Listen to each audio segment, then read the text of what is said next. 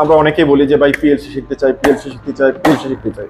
সবার উদ্দেশ্যে বলতে চাই, পিএলসি শিখলে আপনি চাকরি পাবেন না। আপনার শিখতে হবে অটোমেশন, কারণ অটোমেশনের একটি পার্ট হলো পিএলসি।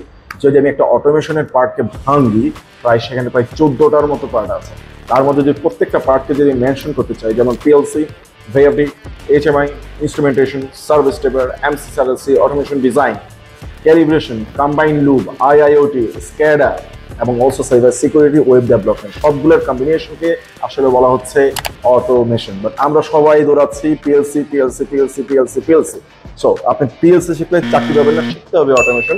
যদি বেস্ট জায়গায় যেতে চান, বেস্ট পারফরমেন্স যদি করতে চান এবং সবার থেকে যদি ইউনিক হতে চান, আপনার মাস্ট বি অটোমেশন শিখতে হবে। এবং যারা আপনাকে বলে যে পিএলসি শিখুন, পিএলসি শিখুন, পিএলসি শিখুন, তাদের থেকে দূরে থাকবেন। যারা আপনাকে বলবে অটোমেশন শিখুন, তাদের সাথেই থাকুন এবং অবশ্যই দেখবেন যে সেই জায়গায় আসলে অটোমেশন শেখার ক্যাপাবিলিটি আছে কিনা, আমি যে পয়েন্টগুলো বলেছি সেই পয়েন্টগুলো আছে কিনা। ধন্যবাদ, থ্যাংক ইউ ভেরি মাচ।